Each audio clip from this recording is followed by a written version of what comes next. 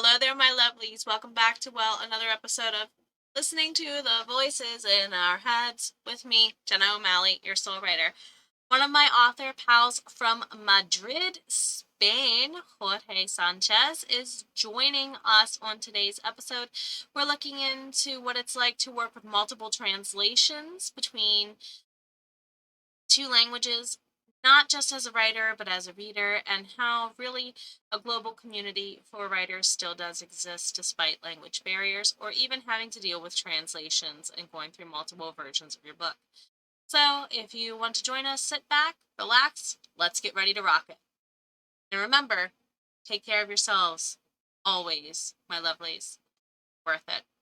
Okay, yeah, now let's rock it.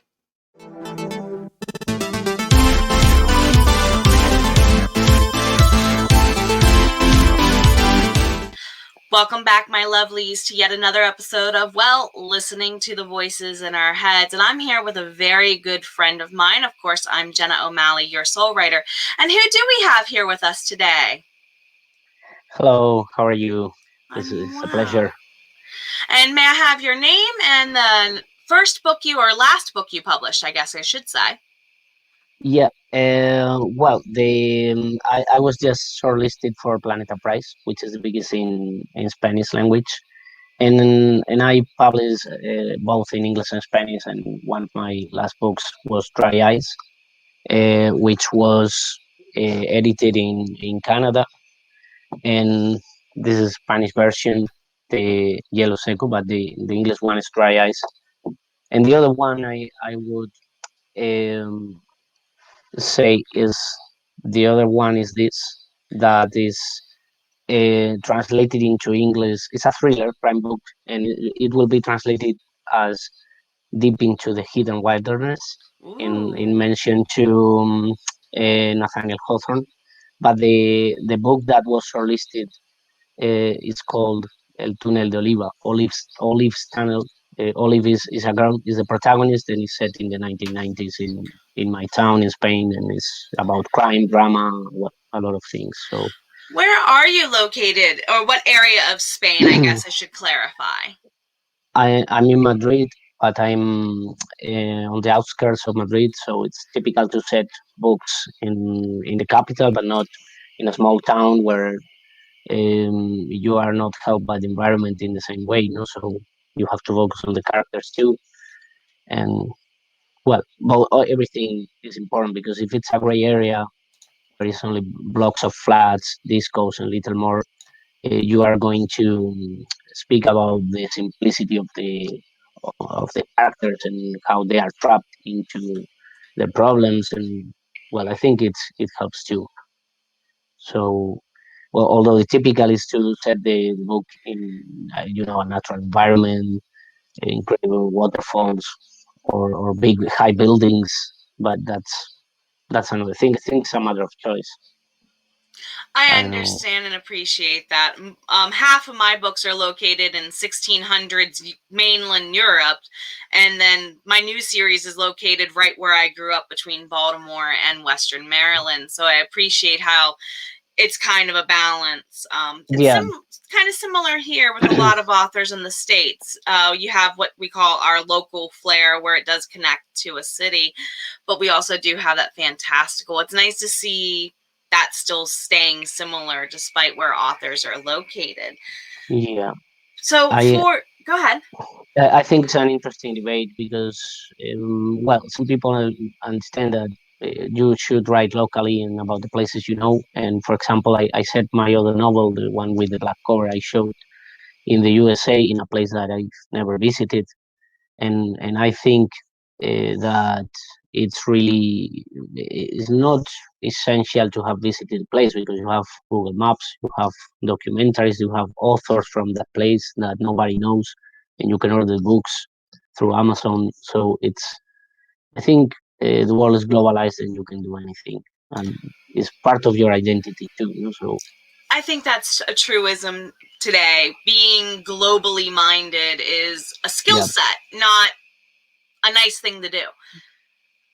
It's kind of like a Mm, requirement, I think, to survive. And you're right. There are a lot of documentaries and things. That's actually how I do a lot of my starting research, is check into actual historian based research yeah, documentaries, because it at least gives you accurate names, dates, some descriptions that you can go and look up further details on, like you said, in books.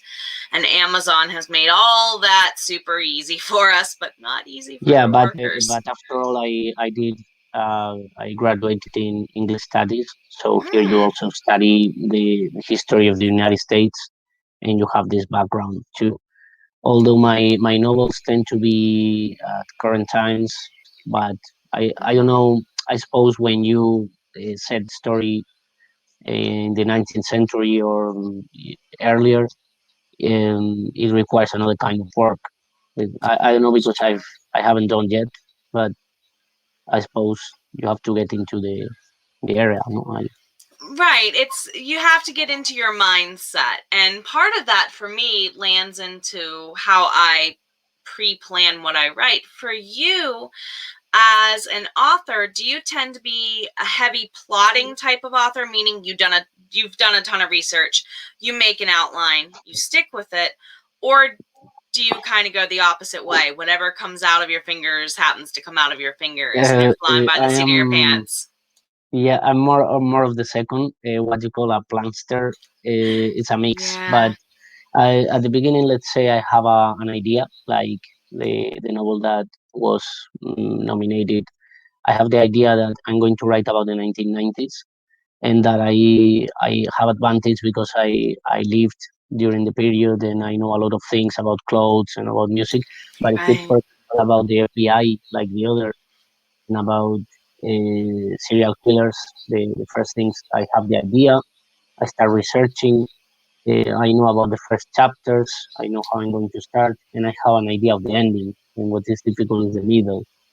Right. And in the middle is I am less organized. After I've done all the research and I read about forensics or about anything I need,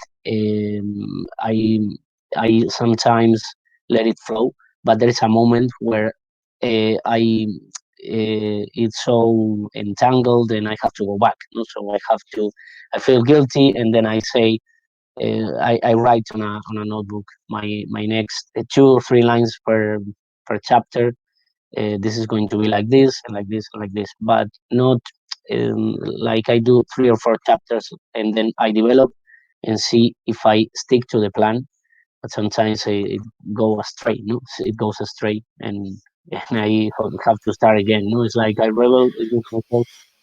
And the characters, I think it's good to do a biography. So a small biography about all aspects, so that you know the character. But I find it difficult to be a heavy plotter because for me it kills my creativity. I'm not, but I've also learned that if you don't plan, you're going to have problems too. So It's a that's why balance.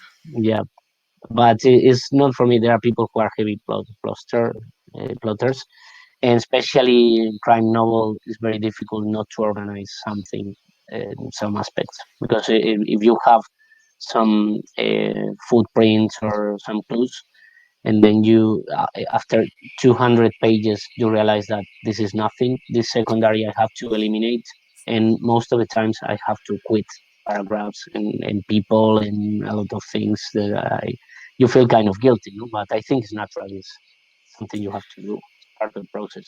You have to do what's right for the process and that end Yeah, product and find the and balance. eliminate the unnecessary things, no? Because one of the worst things is that the reader gets lost in this kind of book. Is I think Mm-hmm. it's different. For example, if you do, I was writing for a platform in English that is serialized, and they read the first chapters for free, and some others they pay. No, and it was called Anna's Decision, and it's kind of a young adult and romantic novel. And here you can make it simple, and they taught me that you can have an Excel sheet and say chapter 1, beginning, middle, and end, and write 2 lines, and as if you were a scripter of TV, and then you do all the story or part of the story, and then you develop, and it's much easier. But still, I am my nature is kind of against it, but I know it really helps to be a plotter, and that you develop. And if it's romantic or something, you can be like, I don't know how to say, like more poetic, let it flow. Yep. What happens is not as important as the feelings or how you tell it. You know, it's not as logical or rational as a crime novel. So I think it can be is a softer kind of writing. It you're kind of walking the line between what will my readers believe and what won't they believe with that, is what it sounds like to me. Is that an accurate assessment? What they believe, I don't know what you Or mean, but that's just like what your readers are willing to accept from you? oh, As I far am not as so worried about that ah, when I write it, but I suppose that depending on the kind of book that you're writing, you are your aim is to make it something surprising with a lot of twists, etc., or is mm-hmm. it's just to make them feel and feel that you have a sensitiveness or sensitivity. I don't know how to say, and that you develop feelings in the characters or conflicts in the characters that Mm-hmm. between them that are human, and that's different because it's not that rational. You just let it flow, and that's all. No, and I mean the way you say things is as important as the things you say. So And not just how you say them, but how they vary even a little bit from character to character matters, so you don't have the same personality on repeat, I guess, if that makes sense. yeah, in every character they have different personality, different way of speaking. That's one of the worst things is that if they sound all the same, it's like your voice is too visible. You know? So Agreed. you need them to be well. One is more tactful, the other uses slang, the other doesn't. But if not, it's like I don't know how to say, but it's it's a failure, no? Because it's everyone speaks the same and it doesn't work. Yeah, we all use. If you share the same language, yes, you use the same vocab, but it's all about how they come out, like you said, with the emotions for sure. So, when you do research for your novels, you said you've used documentaries and things of that nature in the past. Where do you typically find those from? Just Google searches? Do you rely on a particular database? Do you have a friend you always Mm, go to? I vary. I might use Netflix as I use Google, but for example, to know the place, I use Google Maps, and I think Ooh, they went there and they that street, and the then let's street say view, I yes. see when I see a caption of a street, I imagine a crime or a love scene or whatever, it's exactly that place. No? So, for example, the one that I'm writing now that is happens in it is set in Minnesota, like the first part, the one with deep into the hidden wilderness. The second is going to be called well, I don't know exactly the title, but it's set in St. Paul, and is a Ooh. bailout agent. This bailout agent, if I see a photo of the building that says bailout with red lights So at it gives night, you I an imagine a man with a bike oh and the wow. killer hidden. Well, you imagine because of a picture. I might imagine because of music, and then I have something that triggers the process, the creative process. That can be a. It's usually something visual or something acoustic, some song or whatever. I'm a I big think fan of more listening to than music too when other I write. writers. It helps. Yeah. Yeah, same. I don't know if you do, but I do. But it has to be instrumental because if it has a lot of lyrics, I get lost and I can't. So I listen to chill out, I listen to techno, I listen to pop, but it's more instrumental. Or if you have voices, they have to be soft and with only a few words because if not, you get lost. Um, Otherwise, I'm gonna want to get up and sing instead of sitting there and write. Yeah, I well, understand. if I inspire myself with songs that with lyrics or that it has to be not at the same time as I'm writing, but I listen to the song later and then I reflect and see if, how it applies to my book. But and other times I write without music. It really depends because I have a routine. I write on the sofa most of the times. The notes I may take notes anywhere I am, but Mm-hmm. if I'm in the street or wherever. But the writing itself is in the living room. So So we're starting to get a little bit into the next question here about brainstorming process. Do you find it's just the couch is the quietest place, the most comfortable place, or what is it about that location that allows you to work and brainstorm? well, the idea I would say that I am kind of ruminating the ideas anywhere, but that I well write on the sofa with my laptop, and it's always the same. No, I am sitting and with a coffee, a cup of coffee. But then when I am thinking of what comes next or what I have done that I have to eliminate and all that, it could be in my room or it can be anywhere. So because I think it's more important to reflect about the story than just writing anywhere that comes. That's how if I plot the story, but I plot in my head, not I like that. Same writing. here. I am not a very organized person, so I think you use an agenda for other things, but for this one is kind of different. So for writing I use it too, but it's not the same. I am just, or for example, let's say I am in the street and I see a canopy and I see clothes, and the clothes are moved by the wind, and I think this could help me with a scene with a part of my book. I have to include it, Oh, yeah. and I don't know exactly where, but then I know that this scene I'm going to include it.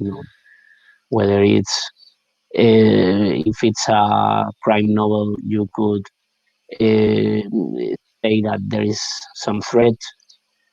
If you are doing an erotic novel, it could be the underwear that is moving. It's you apply, no. It's So your I perspective, think right? that you apply to anything, no. Or if you see a person with a certain voice, or that with weird clothes or manners, you can inspire.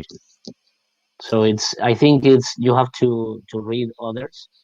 That Mm-hmm. it's also what I'm reading also influences me a lot, inevitably, because the style is contagious. So, but you have to live in reality and get inspiration from that too. That's true. You have to know that situation very, very closely and how, again, to balance them. So, you said you listen to music when you write. You don't prefer the kind with lyrics. You told us you like the kind of chill out, kind of hip Yeah. hoppy. Are those Yes. YouTube Hip channels that you're hop and watching? Because I think I'm watching similar.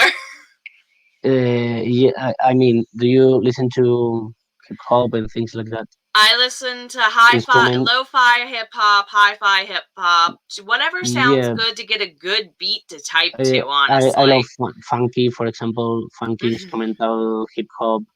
For example, in my book from the 90s, I created a soundtrack that is Ooh. not official. If the book comes out, I will reveal it. but it's all full of songs that have a lot of meaning to me because those songs were the ones that I listened to when I was younger, and then I have a Ah, whole story about them, with them.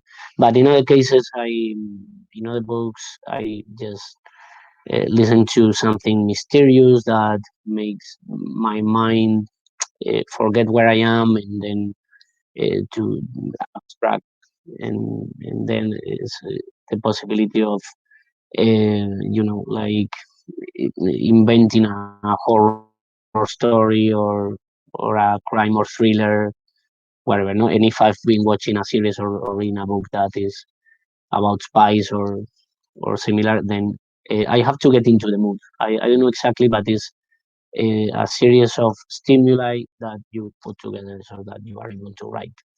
So I think your mood is important because if you are very. angry, if you are busy, stressed, etc., you're not going to write a thing. And And I think that's why I don't do this personally, but I know some authors who will they will just have a journaling session where they will dump everything about real life and then go write. And I'm like, that probably doesn't work for me, but it does what for them it does what you're saying of you really can't focus when you're in certain moods. So I yeah, think they're using it as a tool to get in the right mood where we're using music basically. So yeah. The thing is, as I have a job as an English teacher, I don't always write. So right. I write at the weekend mainly. For example, if there's a period of holiday, I may write every day, and then I'm fast. But if Mm-hmm. not, what I do is that I let it rest, let the text rest, and then when I can, I write for 1 or 2 hours, and then next day another 2 hours, and then I see it can flow. No, and for example, if I have 100 pages that I did during the period of holiday, and then I start working again, and I can only write 7 pages per week, for example, it continues and continues. But there are some days where I only review what I wrote before, or I do take some notes to prepare, and then I stop. And this way, because if you force yourself to only write, I don't think it's good, as they say. You have to go on, but you have to go on with auxiliary tasks, like documenting yourself, taking Mm-hmm. notes, or simply reading the text. I know it's annoying, no, that spending your time and not writing more, but if you read what you wrote and fix it, then Mm-hmm. it will be ready for when you need to complete it. And That's in true. the end, it hurts, but it will be better. So Yeah. I like how it's kind of a growing pain almost. You don't like it, yeah, but it has to happen this way. That's it, something our that's shared my editor's feeling. Yeah, gotten on me about. but it might be. I at the beginning I thought it was me that I was too nervous and all that, but maybe because there are some people who are mentalized that they know that they have to plan everything. They have to Right. spend a whole month plotting and then before they write. But in my case, it's just that I stop. I say this is going nowhere. I have to start from the beginning, eliminate, and for example, the things that I did, letting it flow without planning. Then what I do is I read it. I write the summary afterwards, not before, and then Right. I read the summary, and then I say this is okay or not, and how it's going to be next chapter. And I think if you worry about doing it well, if you care about doing it well, then the rest will come alone. So the you will get to the ending and to the climax and everything much better than if you get nervous and want That's to true. write that much. No, so that's why when they ask me how long does it take you to write a book, I'm not sure. No, because I can write something in 1 year, 6 months.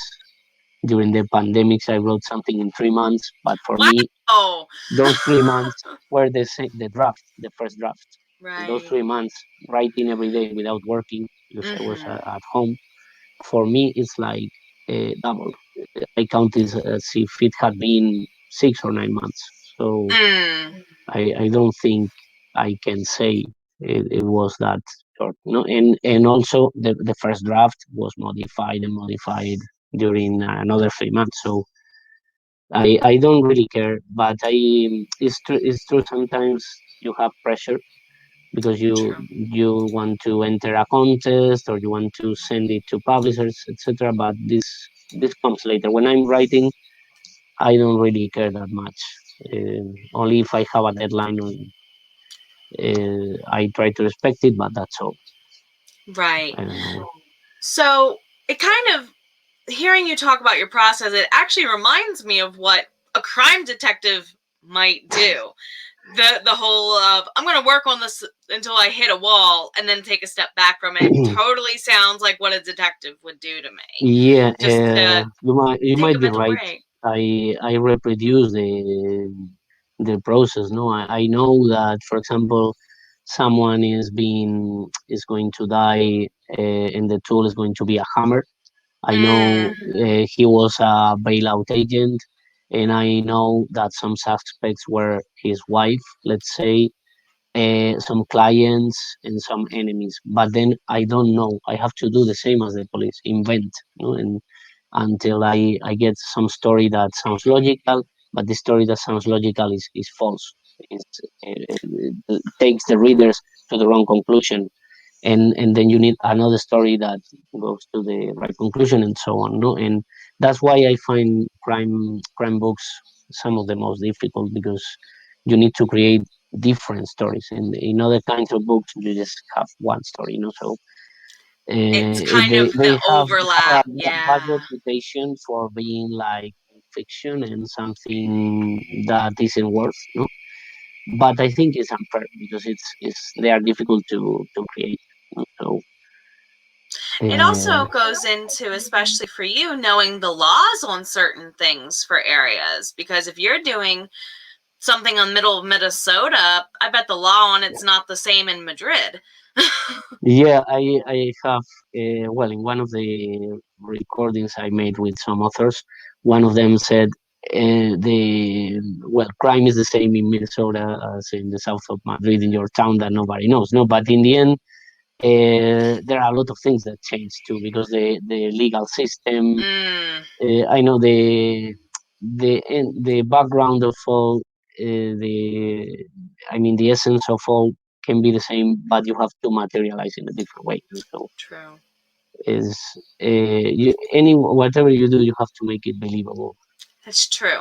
But it's That's true very true. that I agree with them that some things are universal, no? Like hate, like love, like luxury, everything that comes with human defects and human passions, and all The that. No. human experience, yes, very true. So it sounds like there are a lot of scenes sometimes deleted, and you kind of even hinted, I don't always want to let it go, but I have to. Is there one scene that got cut from one of your books and kind of, as we say in theater and movies, left on the cutting room floor? Is there one you really miss the most or wish that could have stayed? Well, I have sometimes have to eliminate because I have a great scene where there is a killing, let's say, but then it is not logical with the rest of the plot, because, for example, the killer wouldn't have had motivation to do it in this way, Ah, or it's not his or her style, or there are too much violence together. So what you do is you eliminate and let the and you say it's a pity because it was good, but it goes out, and you need, for example, let's say the researcher, the police officer has two dogs, and the two FBI dogs, she needs to be in her house thinking about her life, her husband, looking at the dog's face and saying that you are going to retire soon, you are ill, and this kind of uh, this makes a stop before you continue with the action. You know? So That's true. then the scene is it was good, but it's eliminated. I think So, so. have you saved any scenes in case you could use them in a future book then, or just let it go? Well, I've never done that. I think I let it go.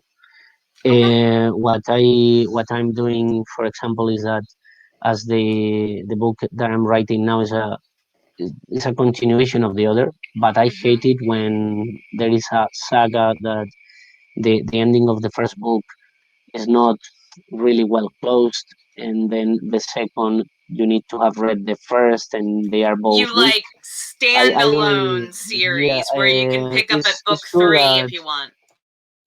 I in the second I'm referring to previous traumas and anything, but briefly, because I want them to be strong as single books. No, it's true that if they call them a saga or not, uh, but I don't consider that you have to read the first before you read the second. If you read it, is okay, but the book has to be has to have its own personality, as That's they say. true. But the Uh, truth is, if it's set in Minnesota in the same place, in the first one it was the disappearance of some kids, and in the second is about the bailout agent. I have seen Fargo. I have read some oh, Minnesota wow. writers like PJ Tracy that are is Mm-hmm. a mother and daughter, I think, and it has the same tone and the same first person, the same similar technique, but I don't think that uses scenes from the previous book. No? And the one about the 1990s, for example, was an exclusive one that is not going to have a continuation. So Ah. El túnel de Oliva, Olive's tunnel is a single book. It was. It's true that I might take the, let's say, the character, only the character, the police officer. Now it's in another city, in Valencia, and there is another case, but it's not connected to the book. I only take, they say like a spin-off. No? I take the character Right. and use it because I like it. It's more And like there's a cameo and a reference, not a yeah, hardcore, you need to know this. it's more about that. Understood and I know that appreciated. when people do trilogies, well, it's like having a big story that goes little by little, and you can have the same readers, Mm-hmm. but I suppose it's not obligatory. You know? So it's in fashion because um, writers want the readers to be loyal to what they do.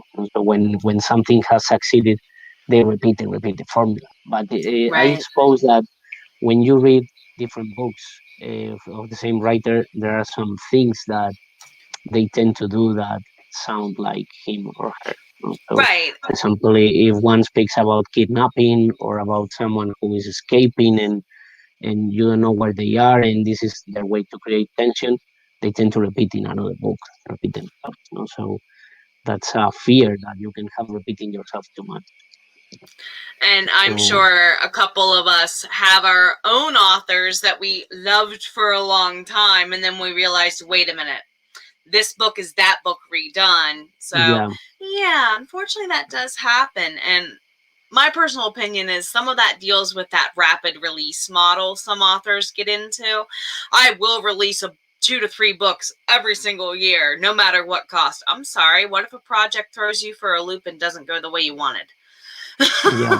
But How do you I account? suppose it's not bad to have some things that work and you repeat a little, but not so much. You know? So It's if you one thing to tend use it to as a if you tool. like, I mean, because if you like psychological suspense, then Mm-hmm. you tend to use, for example, characters that have that suffer from mental illnesses or that suffer from amnesia or that are lost. They confuse what they see in dreams with reality, You can use that Depending on their reference. symptoms, depending on their symptoms. Yeah, depending on the illness, and you research into it, and you look into it. I mean, and then you follow the characteristics. Mm-hmm. But if you tend to do this, for example, rather than use physical violence, you are kind of a psychological suspense writer. But you Ah, shouldn't repeat everything. You know, like for example, I unconsciously, if in a book all the victims are men, and in another is the same, it sometimes happens because you don't realize. I don't think it's like your signature. You know, it's some people have their own personal preferences, even to the point of bias, without realizing it, I think sometimes. And yeah, that's very true for writers. Um, for example, apparently all my female or male main characters have issues with their mom. yeah. What does that say about my life, right? Is what I've Well, literally been they asked. say it might say something about yourself, no? But That's what a lot of my um, readers are starting to be like, wait a minute, we have 3 characters with mother issues. Are you and your mom okay? That's really none of your business, guys. yeah, but not But, necessarily that this happens to you, no? But right. because there's an idea that you have there, like when you say, let's say, the characters are, for example, um, his or her parents are divorced. He Mm-hmm. went to a center for minors, because this way you can hide their identity.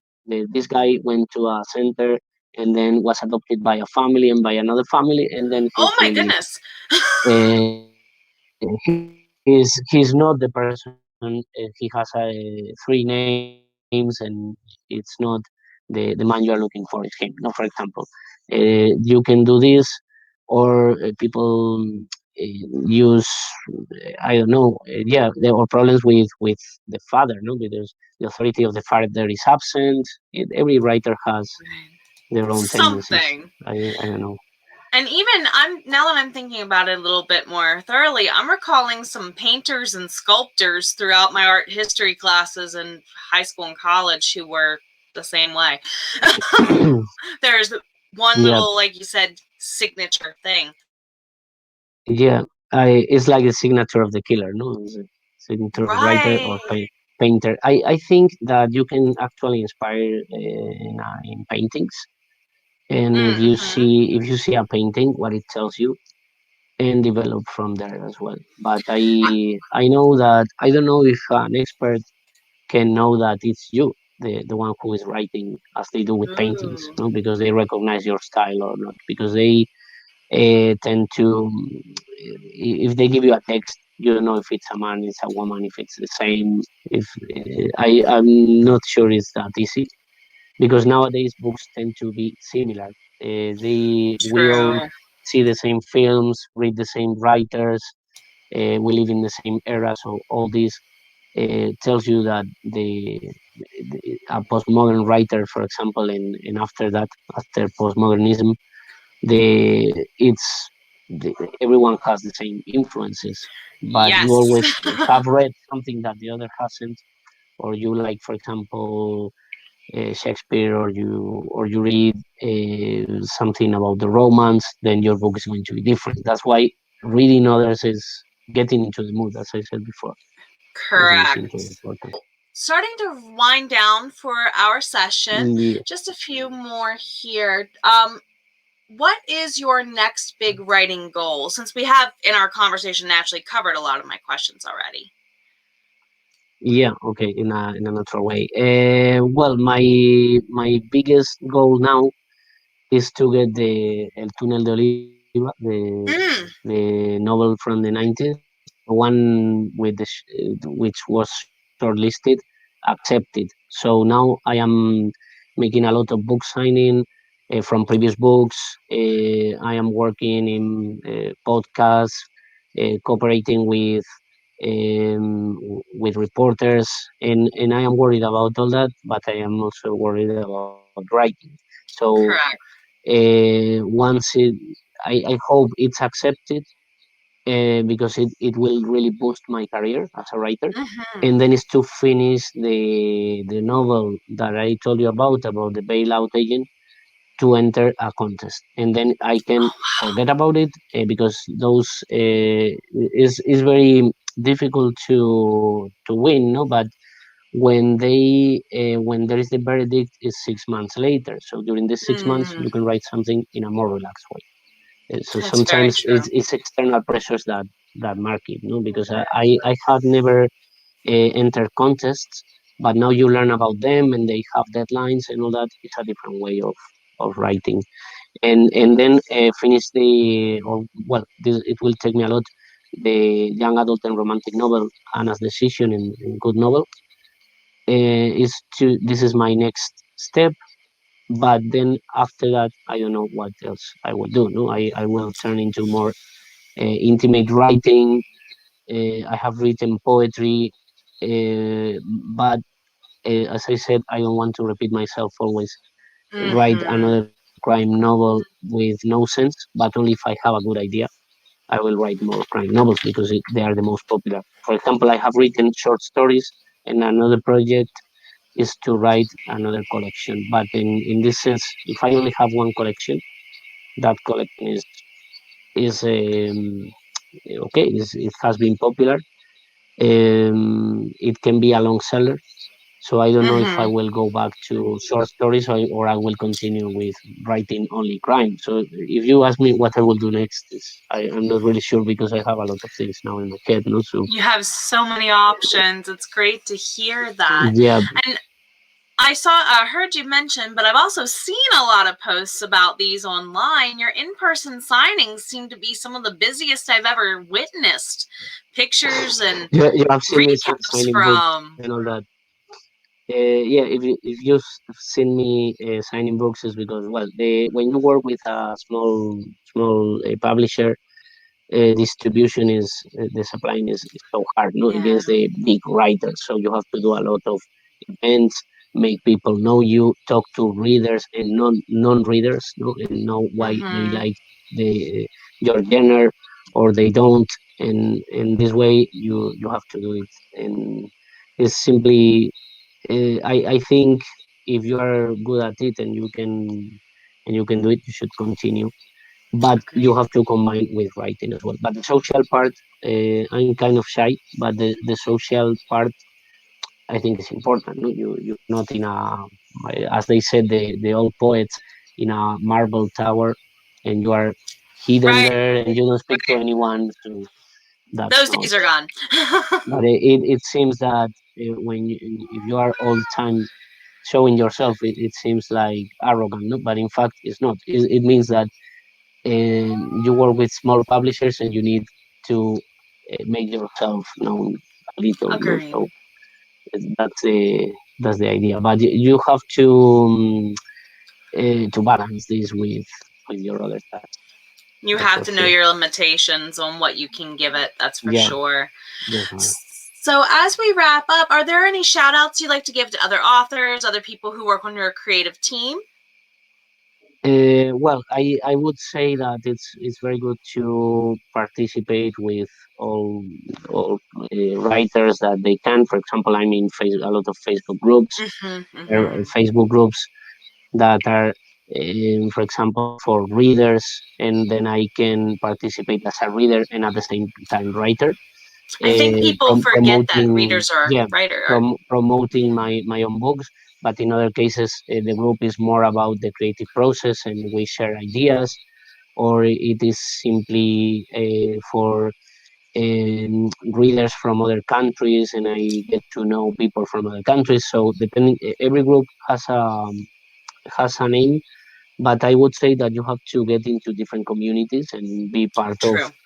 That's the social part, as I said. It's true that writing itself is something very private, no, and that maybe you don't want to share all this. It's not obligatory to share a text and say what you think of it, Mm-hmm. and but you should at least have like a social, as a social component. I don't know Very true. if you are in the same thing or not if you are in a lot of groups and participating also. Mm-hmm. For example, you help us authors to share ideas, no? And Right. which I think is really valuable because it's there are a lot of people who are doing this for culture.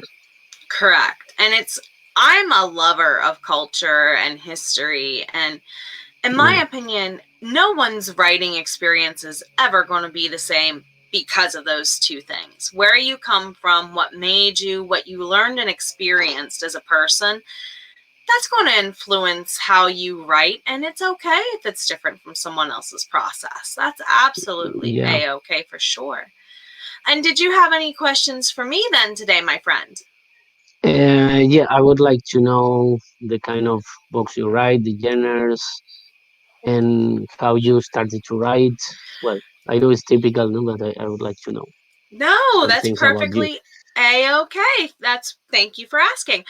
I'm your stereotypical glasses wearing lady nerd. I've been writing since I was about, I'm going to be really honest here, probably like 10, 12 years old. I started writing what I then did not realize was screenplays, became novels. It's considered a dirty word in the writing world, but I started perfecting my writing as a fan fiction author. Yeah, And I also played a lot of Dungeons and Dragons, and a lot of role play based tabletop and RPG yeah, video games as a kid. So being exposed to all the different cultures, all the different fantastical elements in those systems yeah. also influenced my storytelling. Um, if you want to get really Are real, you I'm thinking of writing or have you done a screenplay for a film or a not series yet. I or some? use that as a technique to write my dialogue. Nowadays, after meeting with a person who was a screenwriter, a stage playwright turned author last season. Her name's Suzanne DePlank. She wrote The Lost Princess of Story. She said she uses all of her stage knowledge when writing dialogue for writing the dialogue in her books. Yeah, And I've it's used what you that. call the theatrical technique, no? That you Yep. stage I believe it's technique called, that they I don't, told me you use that when you your dialogues at the beginning. I had problems with dialogues, so this stage mm-hmm. technique. Imagine two people talking on a stage and what they would say to each other and how they would say it. So Right. And I did theater all throughout high school and yeah, college, really, so I'm sure that helps. I actually, these books have a lot of sword and sorcery elements to it. So there's a lot of that overlap from the video games and stuff I watched with the magic and the swords and the so on. yeah. Would you like your stories to be represented on stage? Because I have been Oh trying my goodness. I would with love that. my short stories, but I don't know if I will get it because I knew some amateur playwrights, and I don't know if it's going to work, but I would love. My husband knows this, and he's heard me say it. If I could ever have my choice of what happened to my books, no money question, I could do whatever I want to Yeah, make them something. It would either be a musical or it would be a multi-part miniseries that was yeah, musical based. I think so because well, in my case, that's not with a monetary perspective, but I think it can be beautiful to see your work turn into a theater play, and Right. because they are kind of interpreting, and it might be different from how you imagine the characters, but you see what they think, what readers think, and how they reckon they can be your characters, and they she was going to use it with kids representing it, or well, kids, teenagers representing Right. the book. So For I suppose mine, it is. like I was saying, I would definitely like to go Yeah, that path. yeah, Um, for sure. these books are historical fantasy crossed with sword and sorcery crossed with paranormal romance, and it's only paranormal romance because I have werewolves and vampires who don't have sex. They like humans. They have a husband. They have a wife. Yeah, but That's if all it focuses on. that's a decision. No? For example, in the young adult book I told you about, once you include a sex scene, then it's for over 18 years old. Yeah. It's supposed to be, but if you make it lighter, it's for younger people, and that's when you don't know for sure about the audience, the target audience. No? Right. So, but it really depends on the elements that you include in a book. No? But then you can modify it later and change it. And I don't know if you would like to use drawings too, because in your genre is I use a using lot of drawings as part of you can mine. work with illustrators or illustrate yourself. Do you draw, or because there are some people who draw, and from this drawing they imagine the story and they even write the story. But in the plastic arts, I don't have any skills. I have, for example, recited poetry with musicians, with pianists, and I think I don't play an instrument, but I think I like singing in karaoke's and everything. I have like a musical sense, but when it comes to plastic art, I am useless. No, so I don't know if you draw or. I cannot give you a drawing. I can give you the 1,000 words. That's literally the artist who did my second book cover, because it was two different That's from another. artists. Same series, different book. The artist for the first book was not the same as the artist for the second book, and the My case, artist. for example, this cover by Terry Balmer. Some of the covers she draws herself. In this one, I think is made by computer, but still she's an artist. She's a painter, no? So the editor is a painter, and I think of the book as something that, for example, the cover is plastic art, and then the video book requires another artist, and I can do everything myself. But I think it gives way to other products or other Agreed. pieces of art. No? So that's why like it triggers other creative processes at the same time. Agreed. And that's something I recall Jeremy Green at Suntroa Arts, who did my second cover here. You know, one thing that was different about his process from the first artist was he would come at me with specific questions like, so do you want this armor design on Rochelle, or do you want this one? You know, what period is she wearing armor from? Because in my case, they asked me, how do you imagine your cover? No? And I said, a woman in a spa who has just died with no signs. She was sleeping, no, and she came up with this cover. And in the other, you can see, no, it's like it seems like a horror book, but it can give the wrong idea. It's true that it attracts readers, but in the end, it's more of a thriller book with mystery and that. But it's not. It has a touch of horror, but it's true that the readers panic when they see this. But it's not really a horror book. It's not the. Yeah, I kind of have police thriller. No? I kind of have that with the paranormal aspect, because that's something Suntro and I actually talked about recently, because he'll be making the book cover for the third book in the series soon. And he said, okay, I notice it's whatever new romantic couple flavor of the book it is. Yeah, and the romantic books always have a girl's back or a couple kissing, well, this kind of stuff, no? And but in my case, for example, they gave me other alternatives for the girl in the staircase. Another was just some city from a bird's eye. Or it was there was another with a tricycle of a kid fallen. because he has disappeared with a lot of green in a park. Mm-hmm. And the other option was just a bird that was very unnerving too. But I don't know if it changes the coverage you choose. It changes something, but I think it's another piece of art, itself to Yeah. decide. And that is what Suntroa and I were talking about. This As book I, cover one looks more like a traditional romance novel, yeah, whereas this one, you got the chick with the glowing sword who might, kill you and have you for breakfast. But what most people don't realize is she's encased by a silhouette of a wolf. And it's like, okay, yeah, how's the wolf play into this?